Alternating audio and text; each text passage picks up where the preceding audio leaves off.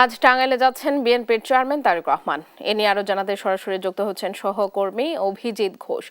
অভিজিৎ, তারেক রহমানের আগমনের প্রস্তুতি কেমন দেখছেন জানাবেন।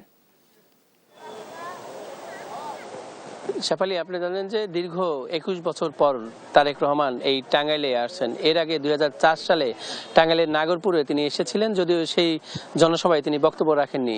তো এই উত্তরবঙ্গ সফর শেষ করে তিনি এই টাঙ্গাইলের চরজানা, ঢাকা টাঙ্গাইল মহাসড়কের পাশেই চরজানা দরুন এলাকায় তিনি এইখানে সমাবেশে অংশগ্রহণ করবেন এবং এই সিরাজগঞ্জে তিনি দুপুরের যে সমাবেশ হয়েছে সেটি শেষ করে এই বিকালে এইখানে আসবেন এবং তার এই আগমনকে কেন্দ্র করে নেতাকর্মীদের মধ্যে এক ধরনের উচ্ছ্বাস কাজ করছে। তারা আনন্দ নিয়ে এই মঞ্চে তারা আসবেন এবং তারা বলছেন যে তারেক রহমানের যে বক্তব্য, নতুন দিক নির্দেশনার জন্য তারা এই অধীর আগ্রহী রয়েছেন যে তারেক রহমান তাদের নতুন কি বার্তা দেয়। যেহেতু নির্বাচন, সেই নির্বাচনে তাদেরকে স্বতঃস্ফূর্ত করতে, যারা টাঙ্গাইলের 8টি আসনের ধানের শীষের প্রতীকের প্রার্থীদের জয়ী করতে তিনি নতুন ধরনের দিক নির্দেশনা দেবেন, এমনটি প্রত্যাশা করছেন এই টাঙ্গাইলের যারা নেতাকর্মী রয়েছেন। আমরা কথা বলবো এই টাঙ্গাইলের পৌরসভার ওই একটি ওয়ার্ডের যিনি সাধারণ সম্পাদক কাউসার বাবুল। আমরা তার কাছে জানবো যে আসলে এই এখন কি কি ধরনের প্রস্তুতি রয়েছে।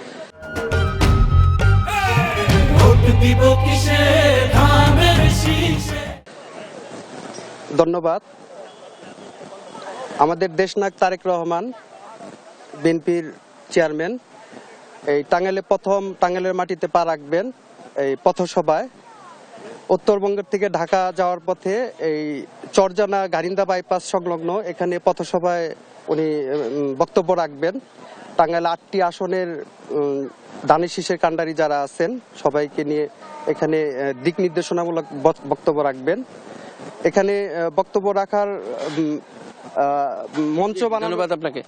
তিনি বলছিলেন যে এই চরজানায় এই এলাকাতে তিনি এই তারেক রহমান এই বক্তব্য রাখবেন এবং এতে করে যে আইন শৃঙ্খলার পরিস্থিতি সেটি এখন পর্যন্ত স্বাভাবিক হয়েছে। তার আগমনকে কেন্দ্র করে দলটির পক্ষ থেকে বিভিন্ন ধরনের উদ্যোগ গ্রহণ করা হচ্ছে। এই ছিল টাঙ্গাইলের তারেক রহমানের আসার প্রস্তুতি নিয়ে আমার কাছে সর্বশেষ শেফালি।